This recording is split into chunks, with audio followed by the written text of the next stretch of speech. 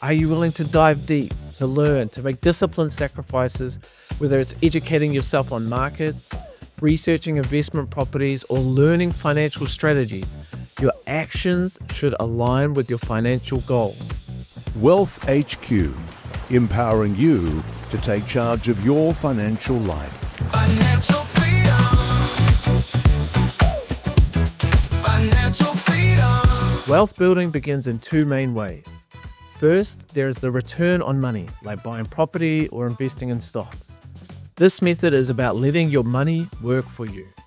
The second path is through value creation, selling time, skills, or products for money. This route is about you actively generating value in the marketplace.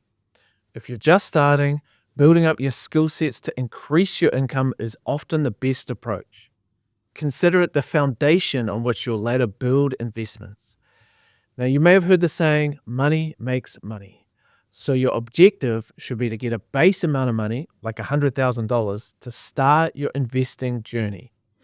If this is the boat you are in, then focus on creating something of value to build up enough spare cash or equity for investing. If your job doesn't pay enough to get meaningful savings each week, you may consider retraining in another profession that pays more. Consider if it costs $1,000 to train in a skill that allows you to earn $10 more per hour. If it takes less than 3 weeks of work to pay back that amount, it's crazy that people don't take courses to improve their earning power. Take some courses on business, accounting, finance, investing, or anything that will help you earn more. In a world where technology is fast replacing lower skilled work, it is an ability to solve problems quickly and your intellect that will be highly rewarded. No one is born knowing the complex skills we use today. Everybody has to learn. A higher income allows for more savings to build up faster. Earning an extra $15,000 a year might double or even triple your savings rate, so embrace the opportunity to upskill. This has the added benefit of allowing you to borrow more when the time comes to use smart leverage, good debt when buying properties and or businesses. If you're working to accumulate that first significant sum, the goal should be to reach a point where your investments can begin to meaningfully contribute to your income. Whether it's your first $10,000 or your first $1 million, the principle remains the same. Wealth building is about consistency and compounding. Now, where do you want to buy?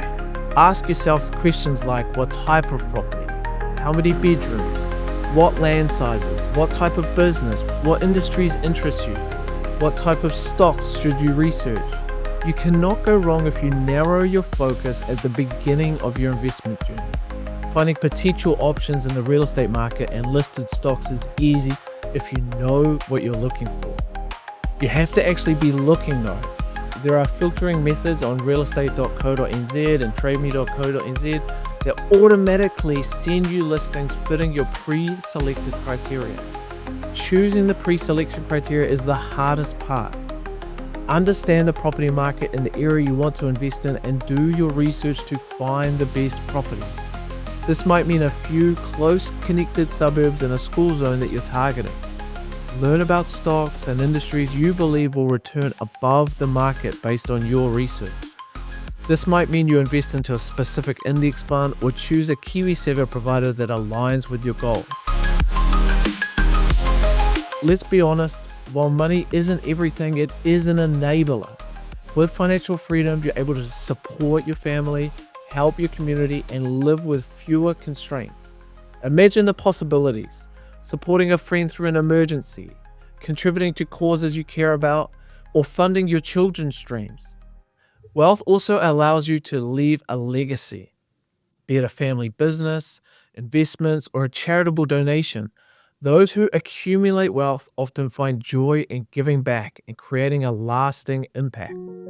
The great philanthropists like my hero Chuck Feeney demonstrate that wealth, when purposely directed, can change lives.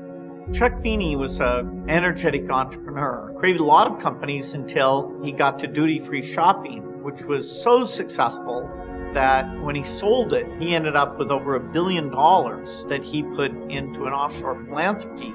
I'm a guy who said that I could be happy with a grilled cheese and tomato sandwich. The idea of becoming a billionaire could be kind of empty unless there is a purpose that the funds are used for. I'm not here to tell anybody what they should do with their money, but I'm just convinced that the satisfaction one can achieve from helping people is a level of satisfaction that you can't get otherwise. For a long time, he did all his giving anonymously. He decided to give it all away. Overall, more than $8 billion went into charitable causes. Pursue your financial freedom. Keeping your why in the forefront of your mind will not only keep you motivated, but will help you direct your wealth towards meaningful contributions. The wealth you build doesn't just serve you, it serves your values and the people you care about. Ask yourself, are you interested in wealth building? Are you committed to wealth building? Or are you obsessed with wealth building? Because interested doesn't cut it. Like your actions, your inbox, your calendar, you have to prove your commitment level, and it's evident in your actions.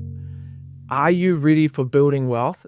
It's not a passive process. It requires more than just interest. It demands commitment and ideally a bit of obsession. Are you willing to dive deep, to learn, to make disciplined sacrifices, whether it's educating yourself on markets, researching investment properties, or learning financial strategies? Your actions should align with your financial goals. For example, if real estate interests you, you'll want to know the ins and outs of your target markets, researching suburbs, property values, and the expected returns. KiwiSaver or any asset class, these are important things to research as well. Your journey will be smoother when you narrow your focus and align it with your goals. So here's a crucial piece of advice. Start with the end in mind. Have a look at the previous video about the wealth life cycle. Decide how much passive income you want or what financial milestones you want to achieve, and then work backward. This gives you a clear pathway, turning a vague dream into actionable steps. For example, if you aim for $50,000 in annual passive income, map out how many investments, assets, or properties you'll need to hit that target.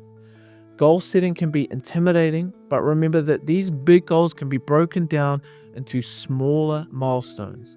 Just as with the millionaire mindset, compounding your actions over time is the secret. Setting clear investment goals and creating a plan to achieve them is crucial to successful investing. This includes determining your risk tolerance, the time horizon, and the desired returns. Now, this is a snippet from my 3PF book. Don't feel guilty about wanting lots of money. Having money magnifies who you really are. It gives you more freedom to be the best person that you can be. On average, we feel that property investors are generous, hard-working individuals, so we want to help create as many more property millionaire investors who can help provide homes for those who need them. This wealth legacy, the true millionaire mindset that ties to it, isn't just about personal gain, it's about building the legacy. Wealth building is a journey of resilience, learning, and purposeful action. So take these principles to heart, keep the bigger picture in mind, and continue to build not just wealth, but a legacy of purpose, freedom, and fulfillment.